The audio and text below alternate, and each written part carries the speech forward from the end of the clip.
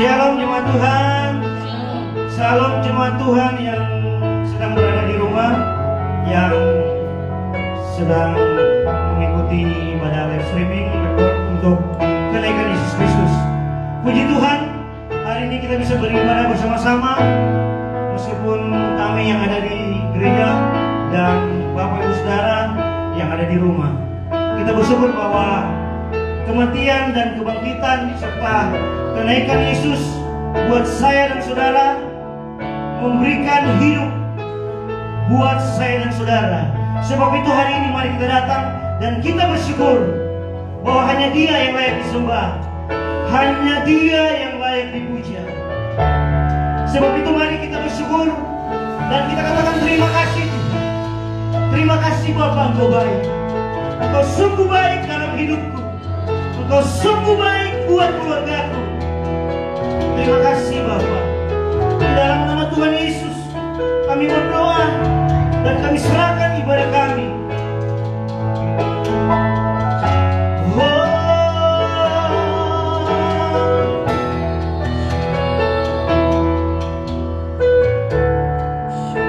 Mari sama-sama kita katakan Yesus.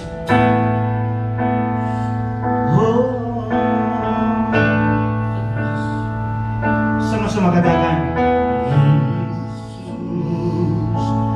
Kau sungguh baik. Yesus, namamu indah. Yesus, ku cinta Kau selalu. Ku tinggikan, ku agungkan selamanya. Yesus, Yesus, oh, Kau sungguh baik. Yesus, namamu indah. Namamu indah. Yesus, ku cinta Kau selalu. Ku tinggikan, ku agungkan selamanya. Katakan ku mau pujimu, oh, ku selalu pujimu. Ku mau menyembahmu, ku selalu sembahmu. Kau yang layak terima semua pujian, kemuliaan hanya bagi Tuhan. Mari jemaat Tuhan katakan Yesus, oh Yesus, Kau sungguh baik. Yesus, namamu indah.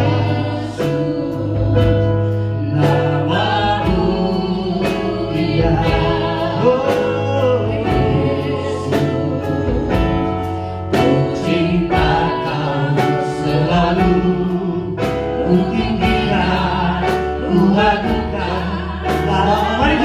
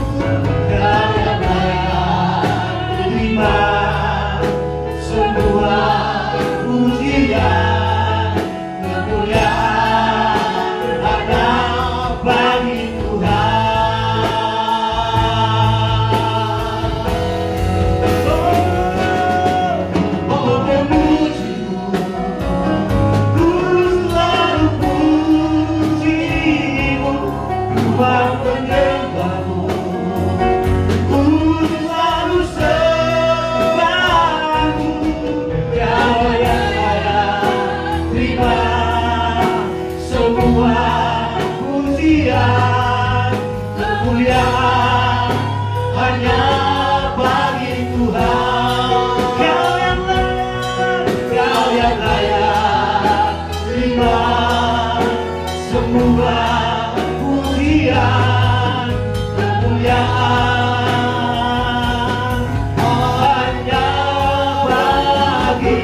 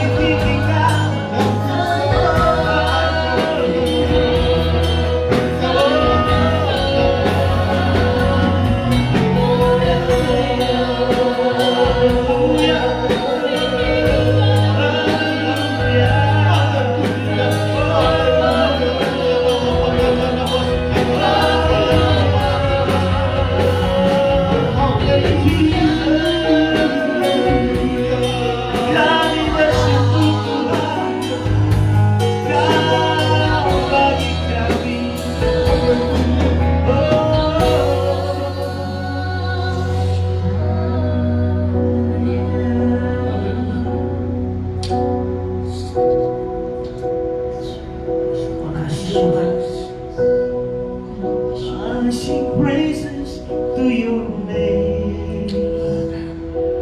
Oh, sing praises to your name. Oh, for your name is great and worthy to be praised. I sing praise to your name. Oh Lord, praises to your name. Oh Lord, for your name is great and worthy to be praised. I sing praise to your name. Oh Lord, your name.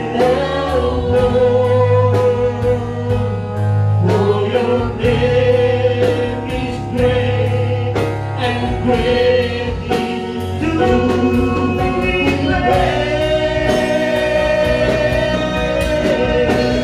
I sing praises to your name. Oh Lord, praises to your name. Oh Lord, for your name is great and worthy to be praised. I sing praises to your name. Oh Lord, praises to your name. Oh Lord, for your name is great and greatly to be praised. I sing praise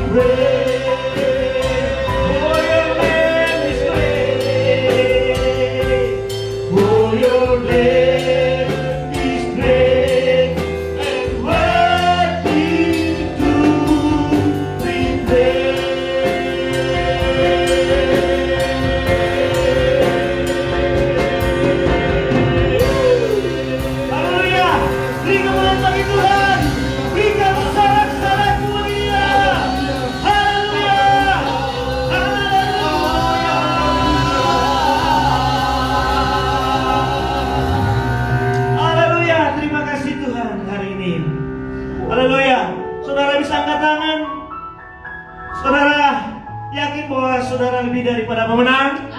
Amin. Yesua mati, dia bangkit. Bukan cuma bangkit, tetapi dia naik ke surga. Untuk menjadikan tempat buat saya dan saudara. Supaya kita hidup lebih daripada pemenang. Mari kita nyanyikan lagu ini. Haleluya. Hey. Ya, haleluya. Ya.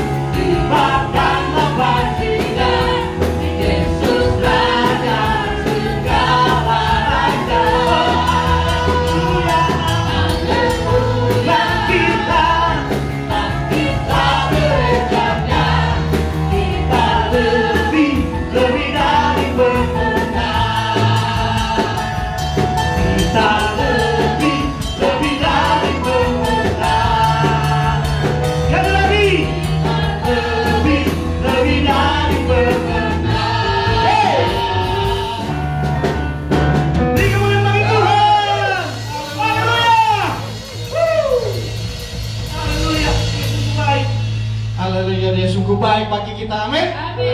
Dia sungguh baik bagi kita, amin. Luar biasa, mari beri kemuliaan bagi Tuhan. Mari beri kemuliaan bagi Tuhan. Mari dapat pujian ini. Dia sungguh baik bagi kita semua.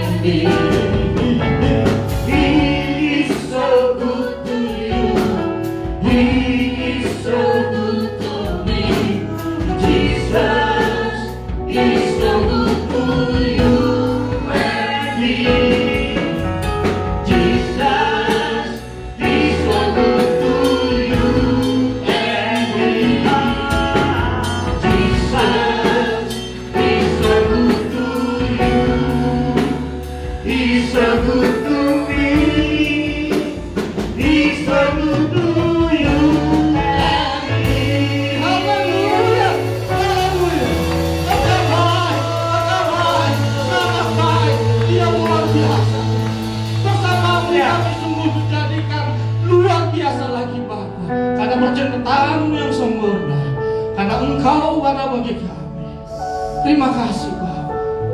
Terima kasih Tuhan. Terima kasih. Haleluya.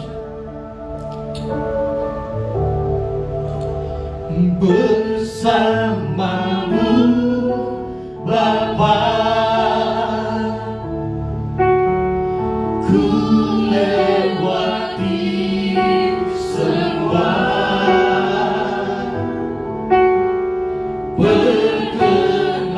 perkenanmu yang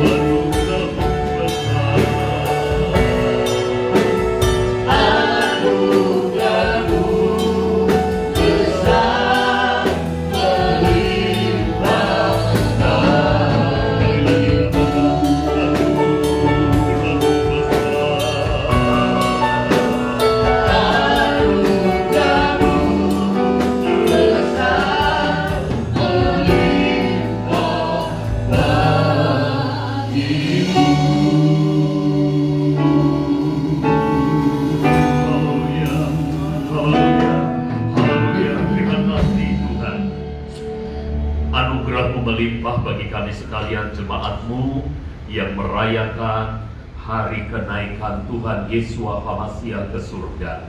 Dan kami sangat percaya Tuhan, Engkau hadir dalam ibadah umat-Mu.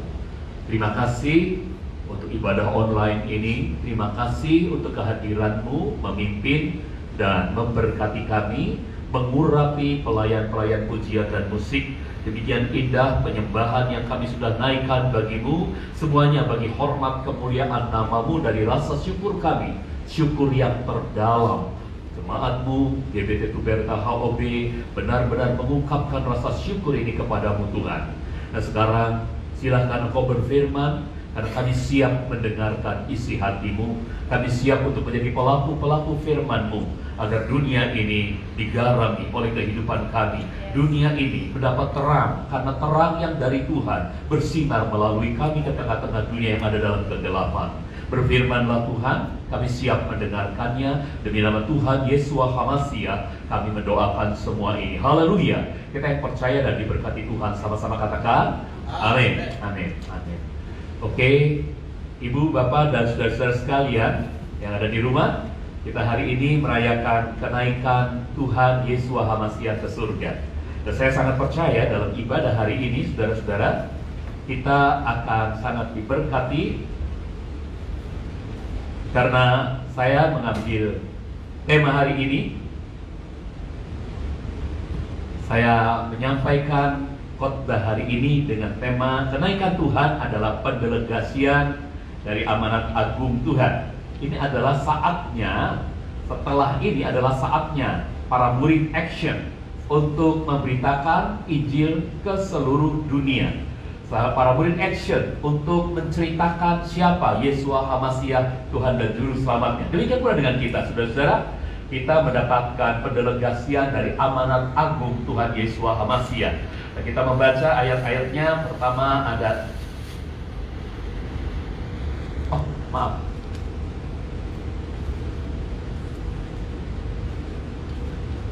saudara, kita membaca ayat-ayatnya. Ya, dalam Matius pasal yang ke 28 ayat 18 sampai dengan ayat yang ke-20. Ayat 18, demikian firman Tuhan, Yesua mendekati mereka dan berbicara kepada mereka, katanya, segala kuasa di surga dan di bumi sudah diberikan kepadaku. Ayat 19, karena itu pergilah, muridkanlah segala bangsa dengan membaptis mereka ke dalam nama Bapa, Putra dan Roh Kudus. Ayat 20, serta mengajar mereka melakukan segala sesuatu yang telah aku perintahkan kepadamu. Ketahuilah, aku menyertai kamu senantiasa sampai akhir zaman. Amin. Ini ayat-ayat terambil dari KS Bill, Kitab Suci Bahasa Indonesia Lukas. Dan Ibu, Bapak, dan saudara-saudara, kita tahu beredar mitos setelah kematian itu ada roh yang bergentayangan 40 hari. Ini mitos, saudara-saudara. Jadi mari kita coba lihat, kita kulik apa itu mitos ini. Kita coba kulik sebentar ya. Oke, saudara-saudaraku, Kisah 1 ayat 3 dan ayat 9 ini bukan cerita mitos. Ini adalah kebenaran firman Tuhan. Coba kita baca. Kisah 1 ayat 3, melalui banyak tanda selama 40 hari dia telah memperlihatkan dirinya hidup sesudah dia menderita dengan menampakkan diri kepada mereka dan berbicara mengenai kerajaan Elohim. Kemudian ayat yang ke-9, Kisah 1 ayat 9, dan setelah mengatakan hal-hal ini, sementara mereka sedang menatap, terangkatlah dia dan awan mengangkat dia dari pandangan mereka. Kisah kitab suci bukan mitos. Itu adalah realita yang ditulis oleh para murid. Karena kesaksian mereka melihat, mereka mendengar, mereka merasakan persekutuan yang indah dengan gurunya. Dan setelah sang guru wafat, dikuburkan, bangkit, lalu sang guru ini menemui mereka selama rentang waktu 40 hari. Dan ini bukan mitos, ini adalah fakta iman dari para murid yang bersaksi dan tertulis dalam Alkitab menjadi fakta iman kita, saudara-saudaraku. Dan pada hari ke-40 kemudian Yesua mengajak mereka semua ke suatu tempat dan sedang mereka menatap dia, sedang para murid menatap kepada Yesua, maka Yesua terangkat, ya, dan awan mengangkat dia dari pandangan mereka. Ini bukan mitos, ya, ini bukan mitos. Tetapi apa yang terjadi dengan mitos yang sekarang dipercaya oleh banyak orang bahwa roh bergentayangan selama 40 hari setelah kematiannya? Yang jadi masalah adalah, ya, banyak orang Kristen percaya roh Yesua itu bergentayangan di bumi selama 40 hari sebelum kenaikannya ke surga. Saudaraku, itu sebabnya berkembang pula kepercayaan yang salah, ya, mitos bahwa setiap orang yang meninggal rohnya bergentayangan dulu di bumi selama 40 hari. Mungkin saya perlu menjelaskan apa kata bergentayangan ini, saudara. Bergentayangan itu artinya roh ini merasa belum layak untuk sampai naik ke alam maut gitu. Dia harus bergentayangan dulu di bumi, ya. Jadi itu yang disebut bergentayangan. Nah, saudara-saudaraku, sebetulnya Yesua ada 40 hari di tengah-tengah di bumi ini sebelum kenaikannya ke surga, maka itu bukan bergentayangan, saudara-saudaraku, tetapi ada sesuatu yang kita belum pahami, ada sesuatu yang kita seharusnya lihat dari kebenaran firman Tuhan. Jadi kalau ada mitos roh bergentayangan 40 hari, itu sebetulnya tidak benar. Karena kalau didasarkan pada roh Yesua ada selama 40 hari sebelum kenaikannya ke surga, itu harus kita lihat lagi dari kebenaran firman Tuhan. Apa kata firman Tuhan? Ada dua bukti yang ingin saya sampaikan juga pada saudara. Bukti yang pertama adalah bahwa mitos roh gentayangan 40 hari itu tidak benar. Bukti yang pertama adalah ini. Yesua bangkit dengan tubuh kebangkitan. Saudara-saudara di rumah katakan tubuh kebangkitan. Nah, tubuh kebangkitan itu adalah tubuh kemuliaan, saudara-saudaraku. Tubuh kebangkitan adalah tubuh surgawi yang mengandung kemuliaan surgawi. Di dalam 1 Korintus 15 ayat 40 dikatakan, ya, 1 Korintus 15 ayat 40, bahkan ada tubuh surgawi dan ada pula tubuh duniawi. Yang satu mengandung kemuliaan surgawi, jadi tubuh surgawi itu mengandung kemuliaan surgawi, tubuh kebangkitan itu mengandung kemuliaan surgawi, sedangkan yang lain, tubuh jasmania kita, tubuh darah daging kita itu kemuliaan duniawi. Yang kita miliki ini kemuliaan duniawi, saudara-saudaraku. Kalau saudara berotot, kalau saudara cantik, kalau saudara tampan, itu adalah kemuliaan duniawi, ya. Baik, nah saya lanjutkan lagi, masih belum memberi bukti, ya. Berikutnya, tubuh kebangkitan di samping mulia juga penuh kekuatan. Samping mulia, indah sekali, tapi juga penuh kekuatan. Ya, penuh kekuatan. 1 Korintus 15 ayat 43 mengatakan, ia ditaburkan dalam kehinaan, namun dibangkitkan dalam kemuliaan. Ia ditaburkan dalam kelemahan, dibangkitkan dalam kekuatan. Jadi ketika Yesua mengenakan tubuh kebangkitan, maka dia mengenakan tubuh yang kuat, tubuh yang super power, saudara-saudara. Dan inilah yang kemudian bisa kita perhatikan dalam Yohanes 20 ayat 19, ya. Yohanes 20 ayat 19 mengatakan, kemudian menjelang senja hari itu, yaitu hari pertama pekan itu, ketika para murid berkumpul bersama di sebuah rumah yang pintu-pintunya telah dikunci karena takut terhadap orang-orang Yahudi, tiba-tiba Yesua datang berdiri di tengah-tengah mereka dan berkata kepada mereka, Shalom, salam bagimu. Tubuh Yesua, tubuh kebangkitan itu penuh kekuatan, super power, sehingga ruangan yang tertutup bahkan terkunci itu pun bisa ditembus oleh tubuh kemuliaan itu. Nah, perhatikan, sebentar lagi kita akan tangkap buktinya. Oke, saudara-saudaraku, kalau begitu tubuh kebangkitan, ya, itu adalah tubuh yang bisa menembus ruang dan waktu, saudara-saudara. Ya, tubuh kebangkitan itu berasal dari surga. 1 Korintus 15 ayat 47, manusia pertama berasal dari dunia, terbuat dari tanah. Manusia kedua berasal dari surga, yaitu Tuhan. Nah, Bapak Ibu dan saudara, Yesua HaMashiach ketika mengenakan tubuh kemuliaan, itu sama sebelum dia berinkarnasi dalam tubuh darah daging, dia itu mulia, ya. Tapi pada waktu itu, saudara-saudaraku, ya, Dia mungkin menggunakan tubuh kemuliaan, dan tubuh kemuliaan ini ditanggalkannya di surga. Dia menjelma jadi manusia, dia menjelma jadi manusia dengan tubuh yang penuh kelemahan, lalu dia wafat di atas kayu salib, mati, dikuburkan, dan kemudian bangkit pakai tubuh kemuliaan. Tubuh yang dari surga itu kembali lagi menyatu dengan rohnya. Nah, itu artinya saudara-saudaraku, tubuh kemuliaan Yeshua HaMasyiah yang baru naik ke surga 40 hari kemudian, itu sempat turun dari surga. Artinya dia juga sempat, saudara-saudaraku, kembali ke surga. Coba kita baca dalam 1 Korintus 15 ayat 28. 1 Korintus 15 ayat 28. Lalu tatkala segala sesuatu sudah ditaklukkan kepada dirinya, maka sang putra sendiri pun akan menundukkan dirinya kepada Dia yang telah menundukkan segala sesuatu kepada dirinya, supaya Elohim dapat menjadi semua di dalam semuanya. Jadi Yeshua ini, saudara-saudaraku, bisa dengan tubuh kemuliaannya menembus ruang dan waktu menghadap hadirat Bapa. Itu artinya bukti yang pertama, Yeshua tidak dalam keadaan roh yang bergentayangan, tapi dia memakai tubuh kemuliaan. Dan tubuh kemuliaan ini super power. Tubuh kemuliaan ini bisa turun dari surga, naik ke surga tanpa harus dikungkung oleh waktu. Oh, 5 jam kemudian baru dia sampai surga. Tidak. Pada saat itu juga dia bisa ada di surga. Pada saat itu juga dia bisa ada di bumi. Saudara-saudaraku, nah ini harus kita pahami. Ini baru bukti pertama. Ini belum membuktikan keseluruhnya. Coba kalau kita baca pada bukti yang kedua. Mari kita lihat. Bukti yang kedua, bahwa mitos roh gentayangan 40 hari itu tidak benar, ya.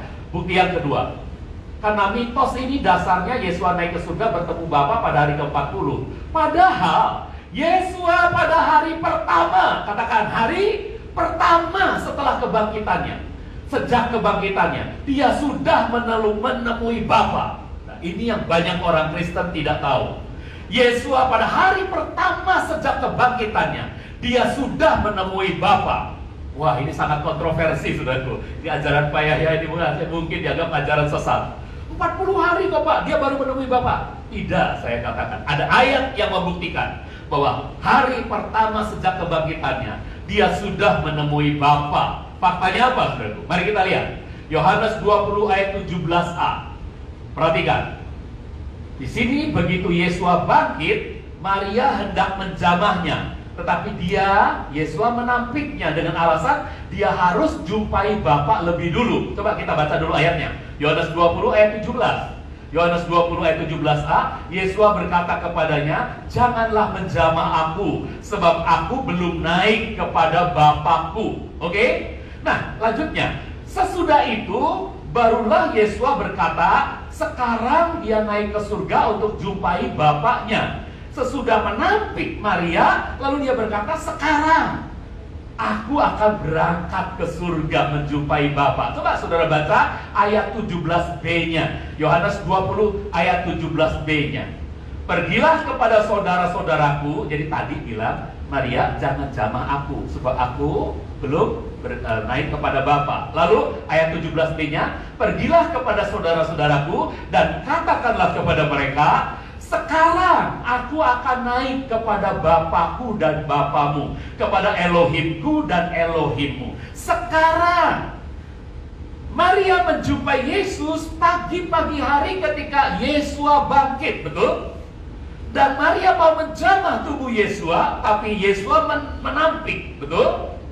Lalu setelah Yeshua menampik, dia berkata, kenapa aku menampik? Karena aku belum pergi kepada Bapa, tapi sekarang aku mau pergi kepada Bapa.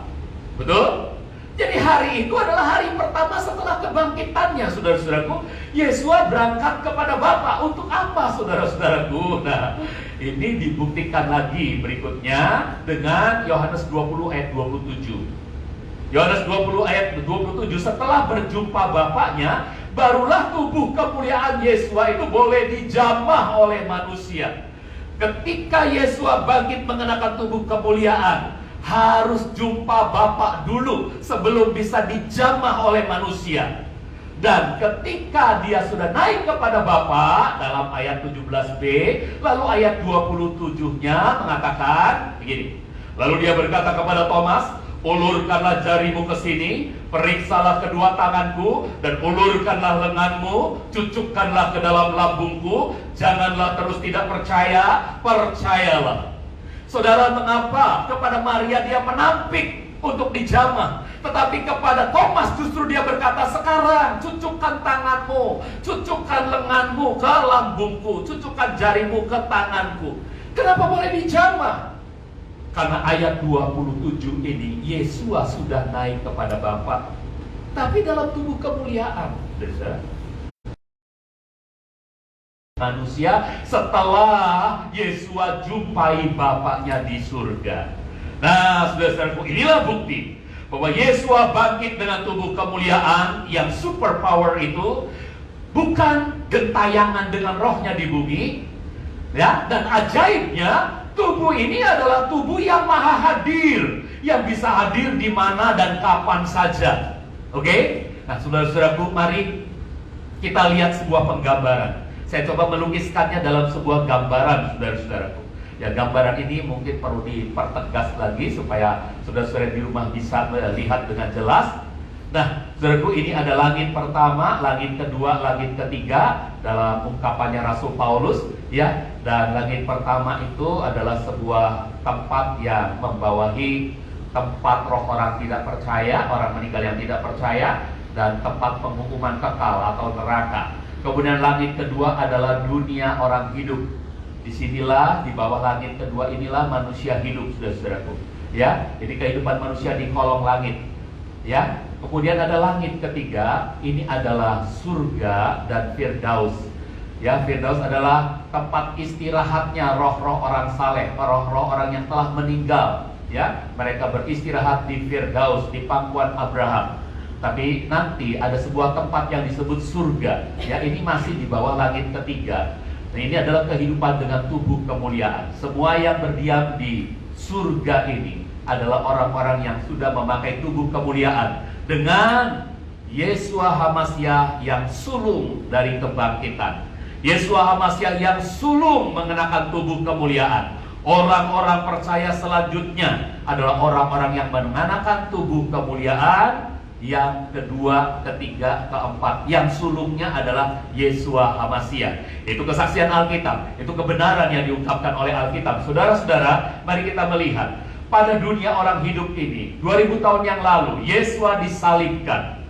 Dan ketika dia disalibkan, saudara-saudaraku, maka kemudian dia tidak seperti orang-orang yang meninggal lainnya. Orang-orang meninggal itu ketika sekarat menjelang ajal, maka dia akan dicabut rohnya, saudara-saudaraku, dari raganya. Orang itu akan dicabut rohnya dari raganya oleh malaikat maut.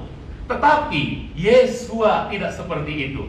Yesua, dia berkuasa atas hidupnya sepenuhnya. Karena itu dia bukan dicabut rohnya, bukan dicabut nyawanya, tapi dia sendiri yang menyerahkan rohnya kepada Bapa. Pada waktu dia disalib, ketika dia sudah berkata tetelestai, sudah selesai, maka kemudian dia mengembuskan nafasnya, menyerahkan rohnya kepada Bapa. Nah, Yesua menyerahkan rohnya kepada Bapa. Pada waktu dia menyerahkan rohnya kepada Bapa, sebelum itu dia pernah berkata kepada seorang penjahat yang ada di sampingnya, yang berkata, Tuhan, ingatlah aku jika engkau tiba di kekekalan. Lalu Tuhan bilang, hari ini juga engkau bersama-sama dengan aku di Firdaus. Lihat gambaran ini, saudara-saudaraku. Yesua begitu menyerahkan rohnya kepada Bapa, maka rohnya menemui orang jahat yang juga rohnya sudah meninggal, itu ternyata dibawanya ke Firdaus. Jadi setiap orang yang dicabut nyawanya, dirampas oleh Yesua, orang jahat itu dirampas nyawanya oleh Yesua, dibawanya ke Firdaus. Hari itu juga Yesua bersama-sama dengan penjahat yang minta supaya Yesua mengingat dia. Hari itu juga Yesua bersama dengan orang jahat ini di Firdaus. Saudara-saudara, pada saat itu juga Yesua langsung di Firdaus bersama penjahat yang bertobat. Kemudian Yesua langsung meneruskan perjalanannya mau masuk ke surga. Tetapi apa yang terjadi, saudara-saudaraku? Ternyata surga menampik, saudara-saudaraku. Surga menampik. Sehingga roh Yesua harus turun surga menampik. Roh Yesua harus turun ke neraka. Apa buktinya surga menampik? Tidak ada cerita bahwa setelah dari Firdaus kemudian Yesua ngobrol-ngobrol sama Bapa, tidak ada cerita catatan apapun. Tetapi yang jelas dikatakan bahwa dia harus mengalahkan maut dan kerajaan maut.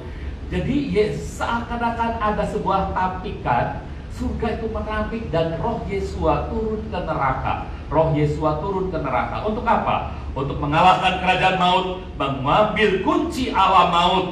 Dan setelah itu terjadi, mengalahkan maut, merampas kunci alam maut, maka Yesua bangkit, saudara-saudaraku, pada hari yang ketiga. Setelah bergumul di tubuh jasadnya ada di dalam kubur, tetapi rohnya itu sempat mau masuk ke surga, balik lagi ke neraka 3 hari 3 malam, saudaraku. Kemudian dia melakukan peperangan dan akhirnya mengalahkan maut dan kerajaan maut. Lalu dia bangkit mengenakan tubuh kemuliaan. Setelah mengenakan tubuh kemuliaan, dia dijumpai oleh Maria. Bangkit pada hari yang ketiga, ya. Kemudian dia dijumpai oleh Maria. Tetapi Yesua menampik Maria yang mau menjamah dirinya. Yesua menampik, kemudian setelah Yesua menampik, lalu Yesua berangkat ke surga. Nah, mengapa surga berkenan? Karena Yesua telah mengalahkan kerajaan maut, merampas kunci alam maut, telah melakukan semuanya secara tetelestai, sempurna. Di kayu salib ini, saudara-saudaraku, ini adalah gambaran sempurna, tapi gambaran ini sebetulnya mencakupi seluruhnya sampai ke alam neraka. Itu sebabnya dalam pengakuan iman para rasul, pengakuan iman rasuli, aku percaya kepada Yesua HaMashiach, ya, kemudian mati dan bangkit dalam pemerintahan Pontius Pilatus, dikuburkan dan masuk ke dalam alam maut. Itu yang tidak pernah dibicarakan. Apa artinya, saudaraku? Artinya tetelestai itu harus mencakupi pergumulan dia mengalahkan kerajaan maut dan merampas kunci alam maut hingga dia bisa bangkit dengan tubuh kemuliaan. Nah, Ibu dan saudara, setelah Yesua menampik Maria, Yesua bilang, sekarang aku mau pergi kepada Bapa. Maka dia pergi kepada Bapa sambil membawa tawanan-tawanan. Efesus 4 ayat 8, ada beberapa orang-orang saleh yang telah meninggal. Mereka mungkin Musa, Abraham, dan lain sebagainya, saudara Daud, dan sebagainya. Saudara-saudaraku, nah mereka itu disebut tawanan karena penebusannya belum terjadi. Penebusannya hanya 2000 tahun yang lalu. Mereka hidup di 4000 tahun yang lalu, ya, Abraham. Musa 3500 tahun yang lalu, gitu, saudara-saudaraku. Tapi penebusan telah terjadi 2000 tahun yang lalu. Jadi mereka adalah orang-orang saleh yang dibawa. Mereka itu tahanan dosa sebetulnya, tapi dibawa oleh Yesua, dibebaskan. Dan mereka lah mengenakan tubuh kemuliaan. Yang kedua, yang ketiga, yang keempat, dan seterusnya. Yang pertamanya, sulungnya mengenakan tubuh kemuliaan adalah Yesua HaMashiach. Amin. Nah, Ibu dan Saudara, setelah berjumpa dengan Bapa, maka dia kembali menemui Thomas. Tubuh kemuliaan memungkinkan Yesua bolak-balik sorga. Dia naik, balik lagi. Ada pada waktu itu juga, saudara, bisa juga beberapa hari kemudian dia menemui Thomas. Dan dia berkata kepada Thomas, ya, Yesua menyuruh Thomas mencucukkan jarinya di telapak tangannya, mencucukkan lengannya di lambungnya yang kena tombak itu. Saudara-saudara, inilah saatnya bahwa Yesua HaMashiach sudah ketemu Bapa. Jadi hari pertama setelah dia bangkit, dia sendiri sudah ketemu Bapa dengan tubuh kemuliaan, bukan gentayangan dalam rohnya di bumi ini. Jadi kalau ada mitos orang meninggal gentayangan rohnya di bumi ini, saudara nggak boleh percaya. Apalagi orang Kristen dia percaya, itu salah, saudara-saudaraku, ya. Oke. Nah, jadi berapa hari kemudian? 40 hari kemudian, saudara, pada hari ke-40 maksudnya, Yesua mengajak murid-muridnya ke baitannya, dan di sana dia terangkat naik ke surga. Di Bukit Zaitun, Yesua terangkat ke surga. Dan disinilah Yesua pergi seterusnya dengan tubuh kemuliaan tidak ada urusan lagi dengan bumi, tidak bolak-balik lagi, tetapi sekaligus dia akan selama-lamanya bersama dengan Bapa sambil bersyafaat bagi kita. Nah, sudah satu yang jadi pertanyaan. Jadi hari ke-40 dia naik ke surga, selesai semua tugasnya di bumi, tetelestai, sudah selesai. Nah, tentu ya, dia duduk di sebelah kanan Bapa gitu ya, untuk menghadap. Oke, dan jadi pertanyaan kita sekarang adalah, apakah peristiwa kenaikan Tuhan adalah sebuah kepura-puraan? Tentu ini tentu jadi pemikiran kita. Saudara punya daya kritis, tentu saudara bertanya, ini kok pura-pura begitu ya? Padahal kan Yesus kan benar-benar naik ya. Oke, saudara, sebetulnya ini bukan pura-pura. Itu penggenapan dari firman-Nya dalam Yohanes 16 ayat yang ke-7. Namun demikian aku tetap mengatakan kebenaran kepadamu adalah lebih berguna bagimu jika aku pergi. Sebab jika aku tidak pergi, penghibur itu tidak datang kepadamu. Tapi jika aku pergi, maka aku akan mengutus dia kepadamu. Saudara-saudaraku, Yesua tidak boleh selama-lamanya ada bersama dengan para muridnya. Karena kalau dia selama-lamanya bersama dengan para murid dengan tubuh kemuliaan itu, berarti penghibur yang lain itu tidak akan dicurahkan kepada para muridnya. Saudara-saudaraku, jadi ini ayat harus digenapi. Itu sebabnya Yesus harus benar-benar berangkat dan meninggalkan alam kehidupan kita di dunia ini, saudaraku. Dunia orang hidup itu, saudara-saudaraku. Jadi ini adalah ya menuju kepada era pelayanannya yang sudah selesai dan akan diteruskan dengan era pelayanan Roh Kudus. Setelah era pelayanan Yesus selesai, maka era pelayanan Roh Kudus sekarang, saudara-saudaraku. Ini harus digenapi. Dan sejak kenaikan itu, Yesus tidak lagi berkecimpung di dunia. Dia, kepala gereja, harus ada di surga. Sedangkan kita tubuhnya, kitalah yang ada di bumi. Efesus 1 ayat 22 dan 23 mengatakan, Elohim telah menundukkan segala sesuatu di bawah kaki Hamasyah dan telah memberikan Hamasyah kepada gereja sebagai kepala atas segala sesuatu. Gereja yang adalah tubuhnya, yang diwujud kepenuhannya, yang memenuhi semua dan segalanya. Dia tidak berkecimpung lagi di dunia meski dalam tubuh kemuliaan, tetapi dia concern. Karena dia kepala, dia tidak bisa terlepas dari tubuhnya. Dia memikirkan saudara satu persatu. Dia memperhatikan hidup saudara satu persatu. Dia memberi tugas seperti kepala memberi tugas kepada tangan-tangan. Ada nyamuk, tolong tepok. Saudara-saudara, seperti itulah Yesus di surga memerintah kita. Kaki dan tangannya, tubuhnya di bumi ini. Saudara-saudara, jadi Yesus memang tidak dalam tubuh kemuliaan itu berkecimpung lagi di bumi, tapi dia tetap jadi kepala bagi kita. Amin. Nah, saudara-saudaraku, kemudian 40 hari itu masa pemantapan. Buat apa kau sampai 40 hari? Murid-murid itu ternyata tidak cukup hanya melihat dia bangkit, saudara-saudaraku. Karena mereka itu sangat ketakutan setelah itu. Saudara-saudara, jadi harus ada masa 40 hari, masa pemantapan bagi murid-muridnya. Kisah 1 ayat 3-5 mengatakan, melalui banyak tanda selama 40 hari dia telah memperlihatkan dirinya hidup sesudah dia menderita, dengan menampakkan diri kepada mereka dan berbicara mengenai kerajaan Elohim. Harus dibicarakan pengharapan tentang kerajaan Elohim bagi para murid, supaya murid-murid itu mantap imannya, saudara-saudara. Ayat 4, dan ketika berkumpul bersama, dia memerintahkan kepada mereka agar tidak pergi dari Yerusalem, tetapi menunggu janji Bapa yang telah kamu dengar daripadaku.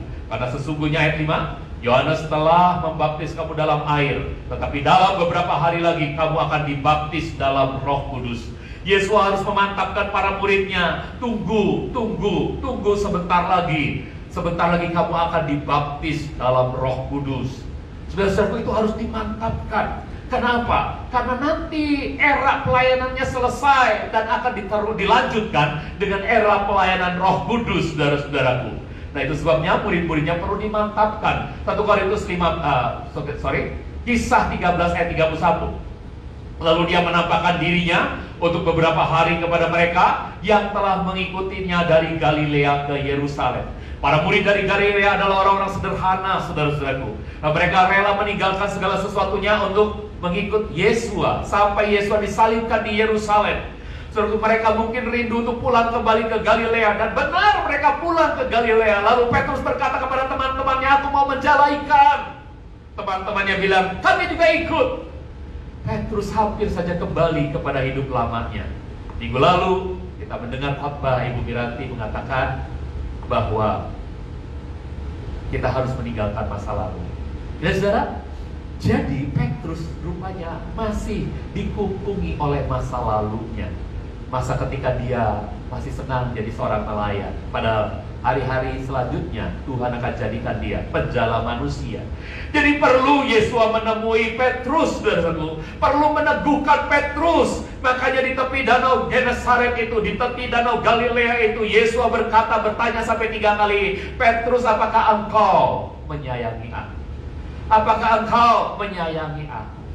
Apakah engkau mengasihi apakah engkau mengasihi aku? Apakah engkau mengasihi aku? Dan apakah engkau menyayangi aku?" Saudara, memang ada 2 kata di sana yang digunakan. Yang pertama kata filia, dan yang terakhir, 2 kata pertama itu filia, 2 kata pertama itu agape, 1 kata terakhir itu adalah filia. Karena Petrus hanya sanggup mengasihi Tuhan dengan filia, maka Yesua akhirnya merendahkan standarnya dan berkata, "Oke, kalau engkau mengasihi aku dengan filia, gembalakanlah domba-dombaku." Saudara-saudara, di sini kita melihat bahwa Yesua perlu meneguhkan Petrus. Perlu waktu 40 hari untuk Yesua melakukan hal-hal itu kepada para muridnya, kepada para saksinya, saudara-saudaraku. Ada siapa saja saksinya? Ada banyak. Mengapa sampai 40 hari? Karena ada 500 orang yang menjadi saksi. 1 Korintus 15 ayat 5 dan 6 katakan, serta bahwa dia telah terlihat oleh Kefas, ya Petrus maksudnya, dan oleh ke-12 muridnya, semua muridnya. Dan sesudah itu dia terlihat oleh lebih dari 500 saudara-saudara sekaligus. Banyak dari antara mereka yang masih hidup sampai sekarang, namun ada juga beberapa yang sudah meninggal. Pada waktu surat 1 Korintus ditulis, ada beberapa dari 500 saudara-saudara seiman itu yang sudah meninggal, saudara. Nah, saudara-saudara yang dikasih Tuhan, jadi jelas perlu waktu 40 hari. Ini bukan kepura-puraan dari Tuhan. Ini adalah sebuah realita bahwa dia harus meneguhkan para muridnya dalam rentang waktu 40 hari itu, supaya ke depan pada waktu Roh Kudus dicurahkan 10 hari kemudian setelah 40 hari itu, murid-muridnya tahu bahwa ada pendelegasian kuasa yang mereka terima dari surga, dari Yesua HaMasiah itu. Saudara, Kisah 1 ayat 9 sampai 10 mengatakan Yesua naik ke surga. Itu memang harus dalam perspektifnya manusia. Kalau waktu secara rahasia Yesua pergi ke surga ketemu Bapa karena dia sudah menampik Maria, lalu balik lagi ketemu Thomas karena dia sudah sampai kepada Bapa. Saudaraku, itu secara rahasia. Tapi yang secara kasat mata, dalam perspektif manusia yang segalanya harus terlihat dengan mata, maka Yesus harus mengumpulkan para muridnya di sebuah tempat di Bukit Zaitun. Dan para muridnya lalu melihat dengan mata telanjang mereka, dengan mata jasmania mereka, bahwa Yesua yang punya tubuh kemuliaan itu berangsur naik ke surga. Padahal dia kalau mau lenyap seketika aja bisa, saudara. Tapi harus dalam perspektif manusia. Saudaraku, itu sebabnya Kisah 1 ayat 9 dan 10 mengatakan, dan setelah mengatakan hal-hal itu, sementara mereka sedang menatap, terangkatlah dia dan awan meraihkan dia dari pandangan mereka. Dan sementara mereka terus terbelalak melihat dia terangkat ke langit, maka tampaklah 2 pria dengan pakaian putih berdiri di dekat mereka. Kisah 1 ayat 11 yang berkata, "Hai orang-orang Galilea, mengapa kamu berdiri sambil memandang ke langit? Yesua ini yang telah terangkat ke surga dari antara kamu akan datang kembali dengan cara yang sama sebagaimana kamu lihat dia pergi ke surga." Saudara-saudaraku, dengan cara yang sama. Kalau dalam perspektif manusiawi akan diingat, akan diceritakan oleh para rasul kepada para murid rasul, para murid rasul kepada para murid rasul berikutnya, para murid rasul berikutnya ceritakan terus sampai kepada saudara dan saya bahwa Yesus terangkat seperti itu. Nanti pada waktu dia datang, dia juga akan datang seperti itu, saudara-saudaraku. Dia bisa tiba-tiba datang, saudaraku, karena dia pakai tubuh kemuliaan. Dia tidak terbatas oleh waktu dan ruang. Tapi dia ingin supaya saudara tidak kaget. Dia akan datang seperti caranya dia pergi. Itu artinya dalam perspektif manusia, saudara. Jadi sekarang saya ingin tegaskan bahwa gereja, kitalah pemegang otoritas untuk kerjakan amanat agung, saudara. Pemenang gereja sangat besar. Segala otoritas di surga dan di bumi telah diberikan Yesua kepada kita. Matius 28 ayat 18. Yesua mendekati mereka dan berbicara kepada mereka, katanya, segala kuasa di surga dan di bumi sudah diberikan kepadaku. Kalau sang kepala mendapatkannya, dia mendelegasikan kepada tubuhnya, saudaraku. Dan kita satu tubuh dengan Hamasia, kita punya otoritas itu untuk melakukan sesuatu di bumi ini, saudara-saudara. Saudara, Efesus 1 ayat 19 mengatakan, juga apa yang ada di balik kebesaran kuasanya bagi kita. Segala kuasa di surga dan di bumi telah diberikan kepadaku, kata Tuhan Yesua. Dan ayat ini mengatakan bahwa segala kuasa itu, kebesaran kuasa itu diberikannya bagi kita. Saudara-saudara, itu artinya apa, saudara? Bagi kita yang percaya, maka kita bisa mengerjakan sesuatu berdasarkan kerja kuasa kekuatannya itu. Jadi kita bisa melakukan sesuatu berdasarkan energeo itu, saudara. Berdasarkan energi itu, saudara-saudaraku. Saudara-saudaraku, ada sebuah energi yang luar biasa di dalam kita, saudara-saudara. Ya, namun seringkali tidak bisa digunakan secara efektif oleh gereja, oleh kita orang percaya, karena begitu banyak orang Kristen yang apatis, begitu banyak orang Kristen yang takut terhadap resiko. Saudara-saudaraku, banyak dari kita yang apatis dalam hidup ini. Hidup ini hanya memikirkan diri kita sendiri. Kita egois, saudaraku. Tidak kita memikirkan lagi apa amanat agung Tuhan, apa kehendak agung Tuhan untuk manusia di bumi ini. Saudara-saudaraku, itu sebabnya saudara-saudaraku kita diingatkan hari ini. Kalau Petrus dan Yohanes berani, saudara-saudaraku, dia berani melakukan. Coba kita bandingkan Lukas 19 ayat 40. Tetapi dia berkata kepada mereka, aku berkata kepadamu, jika mereka ini diam, maka batu-batu itu akan berteriak. Suatu hari Yesua masuk ke kota Yerusalem, dan orang-orang yang mengiring dia sudah memberikan sambutan yang sangat luar biasa. Hosana, diberkatilah dia yang datang dalam nama Yahweh. Semua orang berteriak memuji nama Yahweh. Orang-orang Yahudi, para Farisi itu marah kepada Yesua dan berkata, kamu suruh mereka diam. Kenapa mereka berteriak-teriak seperti itu? Saudara-saudaraku, apa kata Yesua? Kalau mereka diam, maka batu-batu itu yang akan berteriak. Kalau orang Kristen diam, maka batu-batu yang Tuhan bisa pakai untuk berteriak. Hari-hari ini, saudara-saudaraku, banyak orang Kristen yang diam, tapi Tuhan sedang memakai media sosial untuk berteriak.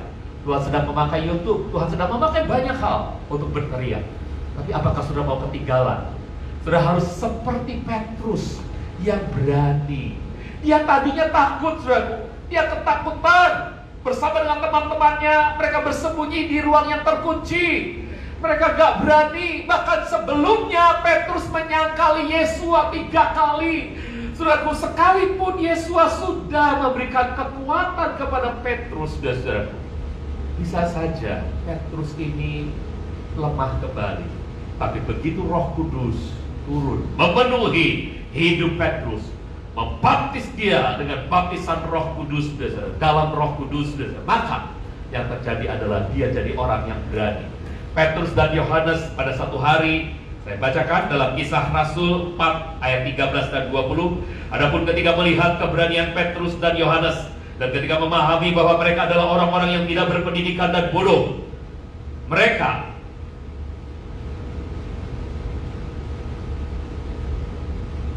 merasa kagum. Mereka juga mengenali bahwa keduanya, maksudnya mereka ini adalah mahkamah agama.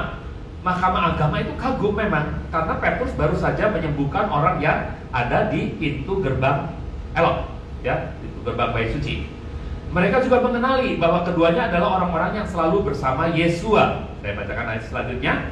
Dan karena mereka melihat orang yang telah disembuhkan itu berdiri bersama keduanya, mereka, Mahkamah Agung ini, tidak memiliki apapun untuk berbantah. Maka setelah meminta keduanya pergi keluar dari Sanhedrin, dari Mahkamah Agama, mereka berunding seorang terhadap yang lain sambil mengatakan, apa yang harus kita perbuat terhadap orang-orang ini? Karena sesungguhnya telah terjadi sebuah tanda luar biasa melalui mereka. yang begitu nyata bagi semua orang yang tinggal di Yerusalem. Dan kita tidak mungkin menyakalnya. Namun agar hal ini tidak lebih jauh tersebar kepada rakyat, kita akan menekan dengan ancaman kepada mereka supaya tidak lagi berbicara dalam nama ini kepada seorang pun. Dan setelah memanggil keduanya, Mahkamah Agama itu memberi perintah kepadanya agar sama sekali tidak berbicara ataupun mengajar dalam nama Yesua. Namun sambil menanggapi, Petrus dan Yohanes berkata kepada mereka, "Putuskanlah, apakah benar di hadapan Elohim untuk mendengarkan kamu lebih daripada mendengarkan Elohim? Sebab kami tidak mungkin untuk tidak mengatakan apa yang telah kami lihat dan kami dengar." Petrus dan Yohanes diancam oleh Mahkamah Agama. Mereka bisa saja dirajam saat itu, tapi dengan otoritas yang dimilikinya dari surga, Petrus dan Yohanes berani berkata seperti ini. Apakah saudara akan ketinggalan? Apakah saudara mau meneladani Petrus dan Yohanes yang keberaniannya dimunculkan karena ada kuasa di tangan saudara, ada kuasa di tangan gereja? Saudara-saudaraku, bertindaklah mulai sekarang. Mungkin hal-hal sederhana, tapi itu sedang mengartikan bahwa saudara adalah murid Yesua. Saudara menjadi saksi di tengah-tengah dunia. Kalau saudara sering membayar untuk orang lain, bukan berarti saudara kaya, tapi karena saudara lebih menghargai hubungan daripada uang. Itu adalah karakter Kristiani. Kalau saudara bekerja tanpa ada yang menyuruh, bukan karena saudara bodoh, tapi karena saudara lebih menghargai konsep tanggung jawab. Ini adalah buah roh. Mereka yang mengulurkan tangan untuk menolong, bukan karena mereka merasa berhutang, tapi karena menganggap kamu adalah sahabat mereka. Kalau saudara mengulurkan tangan menolong sesamamu, bukan karena saudara berhutang kepada dia, tapi karena itu yang dilakukan oleh Yesua HaMashiach ketika hidup di bumi ini. Dan kita yang punya otoritas yang sama, kita juga harus melakukan yang sama. Amin. Saudara-saudaraku, kalau saudara sering mengontak sesamamu, sering memberikan renungan harian, itu bukan karena saudara gak punya kerjaan, tapi karena saudara ada di dalam hati. Karena mereka teman-teman ada di dalam hati. Kalau Yesua selalu mengingatkan kita, saudara-saudaraku, itu karena Yesua, karena kita ini selalu ada di dalam hatinya. Amin. Pada suatu saat mungkin kita salah jalan dan Roh Yesua berkata, bukan ke situ nak. Itu karena kita ada dalam hatinya. Amin. Karena itu apa yang Yesua lakukan? Dengan pendelegasian wewenang ini, lakukanlah di tengah-tengah dunia, saudara-saudara. Bahkan untuk sesuatu yang sulit, sama seperti Petrus tadi, saudara, saya akan menceritakan sesuatu kisah yang sangat sulit. Ya, begini kisahnya, saudara-saudara. Saya akan akhiri dengan sebuah kisah kecil, keputusan yang dibuat oleh seorang dosen menceritakan sebuah kisah. Suatu hari, sepasang suami istri tergesa-gesa berlari menuju ke sebuah helikopter yang berada di puncak gedung sebuah hotel untuk menyelamatkan diri pada saat terjadi kebakaran di hotel itu. Tapi saat sampai di atas sana, mereka menyadari bahwa hanya ada satu tempat yang tersisa bagi keduanya. Hanya ada satu tempat yang tersisa. Dengan segera sang suami melompat mendahului istrinya untuk mendapatkan tempat itu. Sementara sang istri hanya bisa menatap kepada suaminya sambil meneriakkan sebuah kalimat sebelum helikopter itu menjauh. Dan kejadian berikutnya, api itu semakin membesar dan menghanguskan seluruhnya, termasuk membakar sang istri itu. Dosen yang menceritakan kisah ini kepada para mahasiswanya bertanya kepada para mahasiswanya, menurut kalian, apa yang sang istri itu teriakkan? Sebagian besar para mahasiswa itu menjawab, kamu jahat, aku benci kamu, suami kurang ajar, kamu egois, laki-laki gak bertanggung jawab, dasar gak tahu malu. Tapi ada seorang mahasiswi yang hanya diam saja. Dan dosen itu meminta mahasiswi ini menjawab. Mahasiswi itu pun kemudian menjawab, saya yakin si istri pasti berteriak, tolong jaga anak-anak kita baik-baik ya Pak. Dosen itu terkejut dan bertanya, apakah kamu sudah mendengar cerita ini sebelumnya? Mahasiswi itu menggeleng, belum Pak, Tapi itu yang dikatakan oleh ibu saya kepada ayah dan kami sekeluarga sebelum ibu saya meninggal karena penyakit kronis. Dosen itu menjawab seluruh kelas dan berkata, "Ya, itulah jawaban yang benar. Tolong jaga anak kita baik-baik ya Pak." Hotel itu benar-benar terbakar habis dan sang suami harus kembali ke kota kecil dengan air mata yang terus berlinang. Dia harus menjemput dan mengasuh serta membesarkan anak-anak mereka yang masih TK dan balita sendirian, dan menyimpan kisah tragedi itu rapat-rapat tanpa pernah dibahas lagi bahkan dengan anak-anaknya.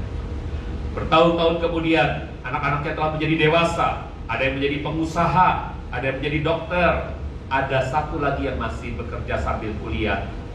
Pada suatu hari ketika si bungsu membersihkan kamar sang ayah, dia menemukan buku harian ayahnya. Dia menemukan kenyataan bahwa terjadi kebakaran di hotel waktu itu, di mana ayah dan ibunya sedang melakukan berobat jalan karena sang ibu menderita penyakit kanker ganas dan divonis dokter akan segera meninggal. Karena itulah di saat darurat kala kebakaran tersebut terjadi, ayahnya memutuskan mengambil satu-satunya kesempatan untuk bertahan hidup supaya bisa membesarkan anak-anaknya. Dan dia menulis semua kejadian itu di buku hariannya. Betapa dia berharap sang istri tercintalah yang naik helikopter itu. Tapi demi anak-anak terpaksa dengan hati menangis, dia membiarkan sang istri tertinggal di sana dan meninggalkannya sendirian. Si anak bungsu kemudian menceritakan kepada kedua kakaknya dan mereka bertiga segera menyusul sang ayah di tempat kerjanya. Mereka sujud menciumi kaki sang ayah serta secara bergantian mengucap syukur atas perjuangan sang ayah membesarkan mereka semua, walaupun harus menyimpan penyesalan dan menanggung beban yang demikian berat. Cerita itu selesai dan seluruh kelas pun terdiam. Dosen itu kemudian berkata, "Menurut kamu siapa sang ayah itu?"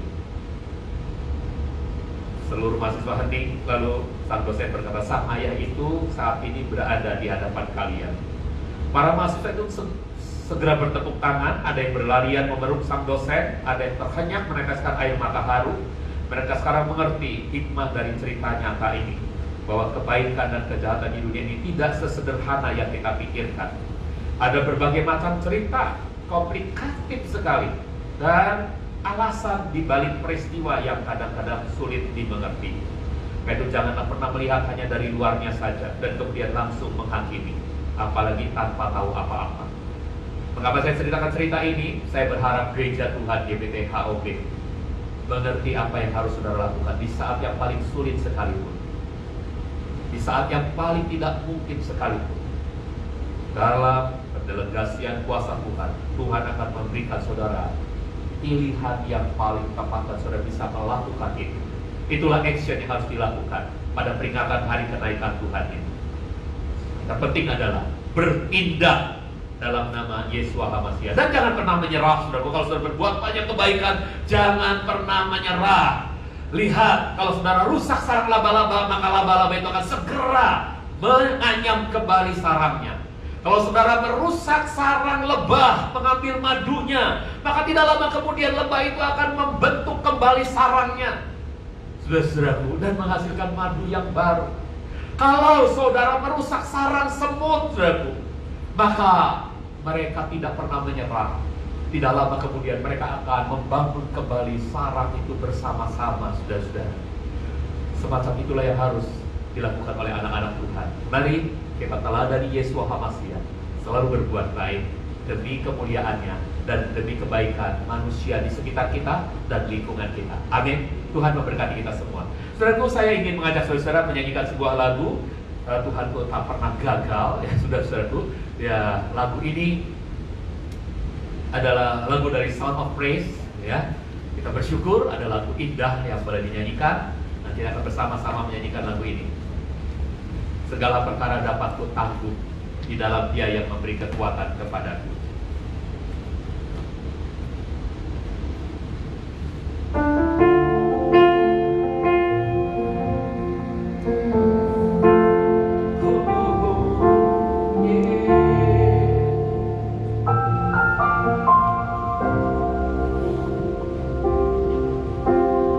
Penolong yang selalu setia,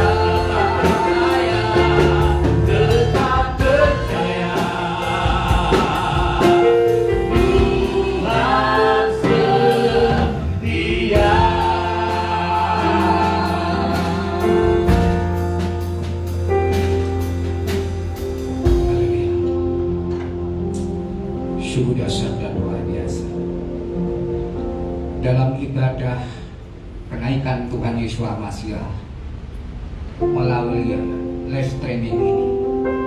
Kami telah mendapat berkat yang dahsyat dan luar biasa. Firman yang menyegarkan kita, meneguhkan kita, menguatkan iman kita bahwa kematian, kebangkitan, dan kenaikan Tuhan Yesus Masih bukanlah mitos, bukanlah sekedar dongeng, bukanlah sekedar cerita, tetapi itu adalah realita.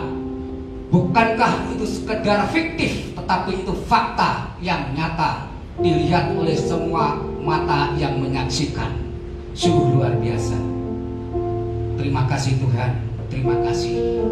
Engkau telah memberikan pendelegasian kami sebagai gerejamu untuk mengemban amanat agung, untuk memberitakan Injil ke seluruh dunia, dan untuk menjadikan semua bangsa muridnya, serta membaptis mereka di dalam nama Bapa, Putra, dan Roh Kudus, serta mengajar mereka semuanya apa yang telah Dia ajarkan. Terima kasih Tuhan.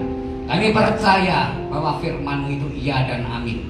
Oleh sebab itu Tuhan, kami anak-anak-Mu yang telah Engkau tebus, baik yang ada di tempat ini maupun yang mengikuti live streaming, saat ini kami telah mempersiapkan diri untuk masuk di dalam perjamuan kudus, di mana perjamuan kudus adalah mengingat, mengenang akan kematian Tuhan Yesus Masih yang telah bangkit, menebus dan menghapus segala dosa umat manusia.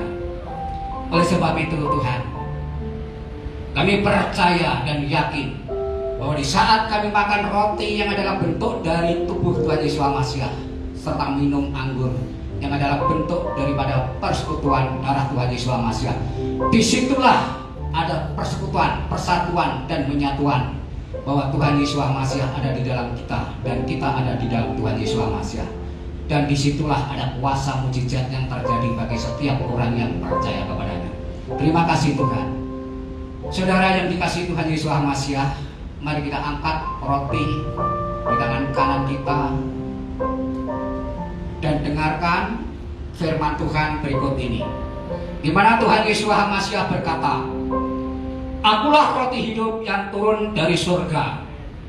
Jika seseorang makan dari roti ini, dia akan hidup selama-lamanya. Dan roti yang kuberikan itu adalah dagingku, yang kuberikan demi kehidupan dunia ini." Sungguh luar biasa saudara. Oleh sebab itu Rasul Paulus oleh ilham Roh Kudus mengatakan demikian, "Sebab aku sendiri telah menerima dari Tuhan apa yang juga telah kuserahkan kepadamu, bahwa Tuhan Yesus pada malam ketika Dia dikhianati, Dia mengambil roti dan sudah mengucap syukur. Dia memecah-mecahkannya dan berkata, 'Ambillah, makanlah, inilah tubuhku yang dipecah-pecahkan ganti kamu. Lakukanlah ini sebagai peringatan akan aku.'"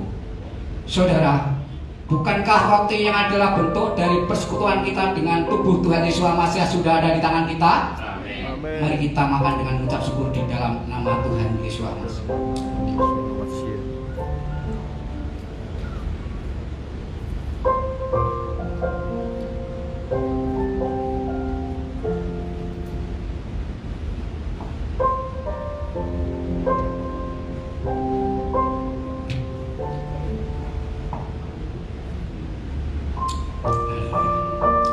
Saudara, mari kita angkat tinggi-tinggi cawan anggur di tangan kanan kita, melebihi dari kepala kita, untuk menghormati pengorbanan tubuh dan darah Tuhan Yesus Masih. Dan dengarkan baik-baik firman Tuhan berikut ini.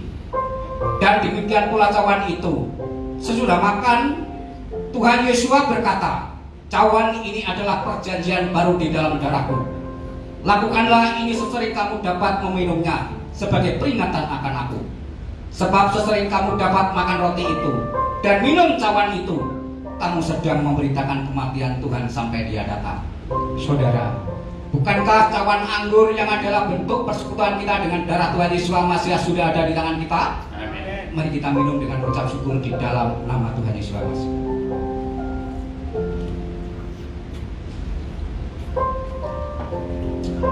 Terima kasih Tuhan, kami telah menikmati perjamuan kudus. Saat ini kami rasakan bahwa Tuhan ada di dalam hidup kami, dan hidup kami ada di dalam Tuhan. Di saat itulah kuasa-Mu bekerja. Roh Kudus senantiasa membimbing dalam hidup kami. Terima kasih Tuhan. Terima kasih. Dan saat ini Tuhan, kami mau berdoa syafaat khususnya untuk jemaat-Mu di tempat ini, di PKKUB itu Berkat Cempaka Emas.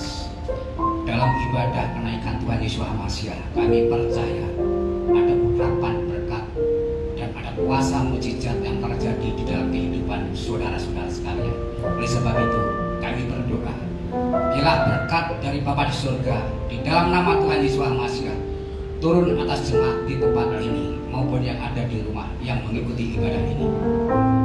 Biarlah berkat-Mu turun atas anak-anak Tuhan yang telah mengikuti ibadah ini. Diberkatilah rumah tanggamu, diberkatilah usaha dan pekerjaan, diberkatilah pelayananmu, dan diberkatilah segala pergumulanmu. Apa yang kau pergumulan, apa yang kau rindukan, di saat ibadah ini berlangsung, kuasa Roh Kudus akan menjamah saudara, mengurapi dan memberkati saudara. Terima kasih Tuhan. Kami berdoa untuk hamba-Mu Bapak Yaya Iskandar yang telah Tuhan pakai untuk menyalurkan berkat benih surgawi firman Tuhan yang hidup. Tuhan, kiranya Engkau senantiasa mengurapi memberkati hamba-Mu.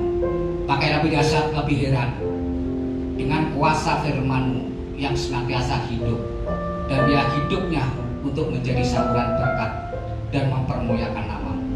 Diberkatilah kesehatannya, diberkatilah istri, anak, dan menantunya, diberkatilah segala pergumulan bayanya, dan dijadikanlah sebagai alat untuk membawa banyak jiwa bertobat melalui pelayanan yang Tuhan percayakan. Terima kasih Tuhan. Kami juga berdoa untuk hamba-hamba Tuhan yang ambil bagian dalam pelayanan, bagi WL Singer, tim musik, media tayang, sound system, maupun perekam live streaming ini, serta teman-teman yang melayani asyar. Tuhan mengurapi memberkati setiap pelayanan mereka, dan biarlah mereka senantiasa melakukan pekerjaan Tuhan dengan penuh sukacita, damai sejahtera. Terima kasih Tuhan, terima kasih. Bapa, kami juga berdoa untuk jemaat-Mu hari ini yang tidak bisa hadir mengikuti ibadah dimanapun dia berada. Tuhan mengurapi memberkati mereka, dan mungkin jikalau ada bepergian di tempat yang lain, Tuhan senantiasa menyertai mereka. Terima kasih Tuhan, terima kasih. Bapa, kami berdoa khususnya untuk situasi kondisi bangsa negeri Indonesia yang kami cintai ini. Kami berdoa untuk wabah COVID-19 ini Tuhan. Bila Tuhan wabah ini segera berlalu, kasihanilah bangsa Indonesia ini dan seluruh negeri di muka bumi ini Tuhan. Biarlah Tuhan dengan kuasa nama Tuhan Yesus Hamasiah, COVID-19 segera berlalu di dalam nama Tuhan Yesus Hamasiah, menyingkir dari negeri Indonesia dan di seluruh muka bumi ini, sehingga Indonesia ini menjadi kemuliaan bagi nama Tuhan. Terima kasih Tuhan. Kami berdoa untuk pemimpin negeri bangsa Indonesia ini, Bapak Presiden Joko Widodo serta wakilnya Bapak Ma'ruf Amin. Tuhan mengurapi memberkati kesehatan mereka. Tuhan mengurapi memberkati segala aktivitas, kegiatan dan pekerjaannya, segala kebijaksanaan dan keputusan-keputusannya untuk membawa negeri Indonesia ini adil, makmur, damai sejahtera untuk kemuliaan bagi nama Tuhan Yesus Hamasiah. Terima kasih Tuhan. Demikian pun juga para menteri Tuhan, urapi berkati di dalam melaksanakan tugas mengemban visi misi supaya segala sesuatu dikerjakan dengan penuh tanggung jawab. Terima kasih Tuhan, terima kasih. Bapak, kami juga berdoa untuk TNI, Polri, dan seluruh Satgas negeri Indonesia ini. Berikan kemampuan, kekuatan dalam melaksanakan tugas untuk menjaga keamanan negeri Indonesia ini Tuhan. Lindungi mereka Tuhan. Jamah Tuhan orang-orang yang senantiasa ingin mengganggu negeri Indonesia ini, yang ingin memecah belah negeri Indonesia ini, dan yang ingin merongrong negeri Indonesia ini. Di dalam nama Tuhan Yesus Hamasiah, kami patahkan kuasa-kuasa jahat itu, dan segala kuasa-kuasa yang bukan daripada Tuhan Yesus Hamasiah, kami tolak semuanya itu.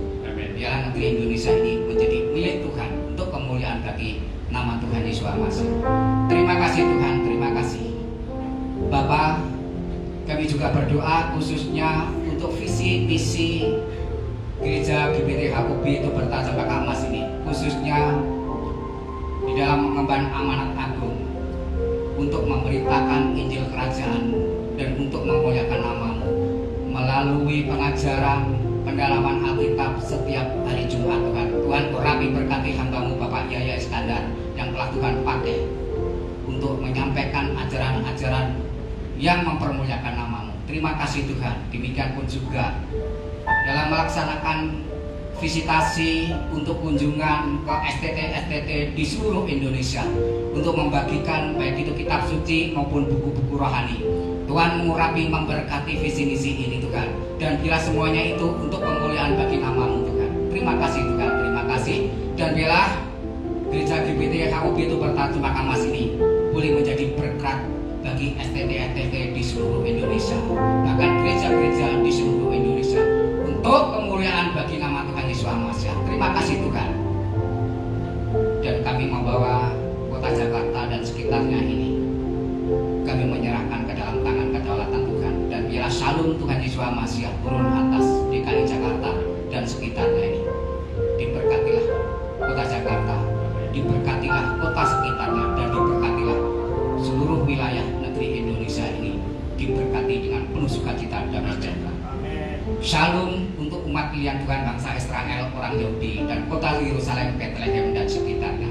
Dan bila damai sejahtera Tuhan Yesus Masih memenuhi mereka dan menjamah mereka, sehingga mereka bertobat percaya bahwa Yeshua HaMashiach adalah Tuhan, Yeshua HaMashiach adalah Juru Selamat, Yeshua HaMashiach adalah Mesias yang mereka nanti-nantikan. Terima kasih Tuhan, terima kasih Tuhan. Kami akan kembali pulang masing-masing. Tuhan, kami percaya Engkau senantiasa menyertai kami dan Engkau senantiasa memberkati kami. Dan sebelum kami pisah di antara satu dengan yang lain, kami akan menerima berkat yang akan disampaikan oleh hambanya Bapak Yaya Iskandar.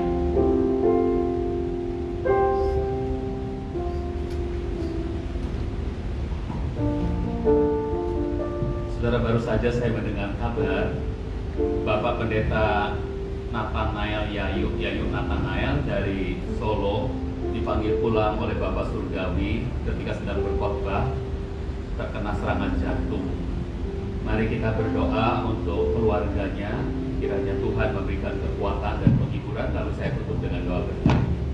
Bapak Surgawi, kami mendoakan keluarga almarhum Bapak Pendeta Nathanael Yayu di GBT Solo ke dalam tangan pengasihan-Mu Tuhan.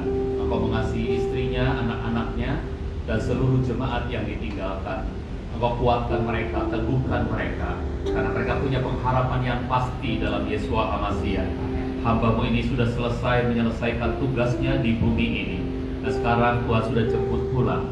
Ada legacy yang kiranya akan diteruskan oleh seluruh keluarga dan jemaat Tuhan di GBT Solo. Dalam nama Tuhan Yeshua HaMashiach, kami percaya doa kami dijawab lebih dari yang dapat kami mohonkan kepadamu untuk keluarga almarhum Bapak Pendeta Nathanael Yayu.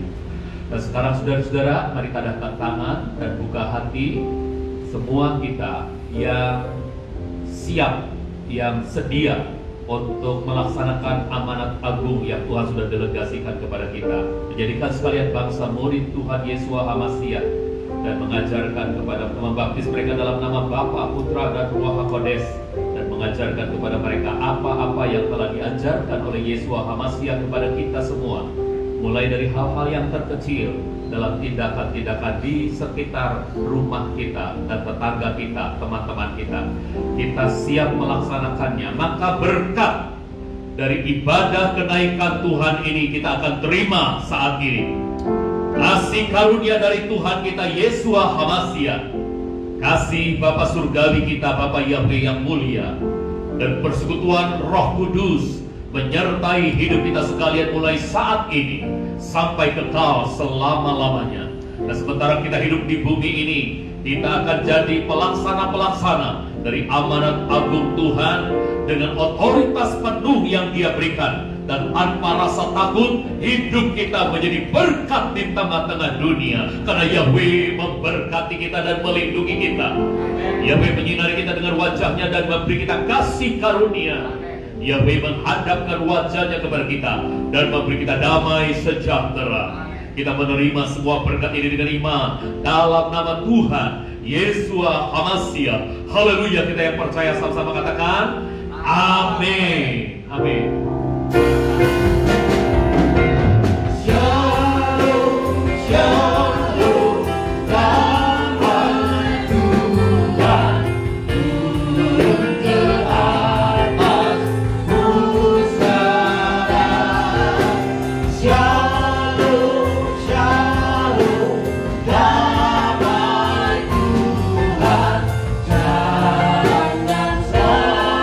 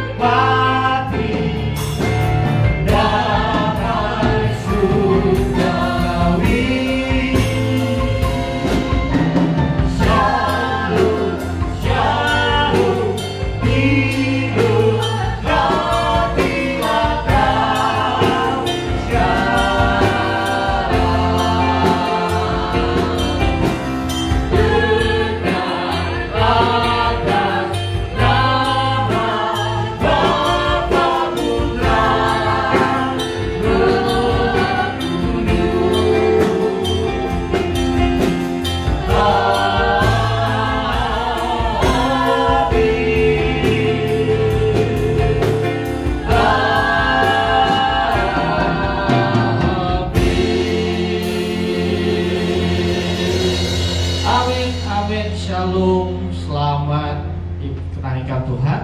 Bapak Yahweh memberkati.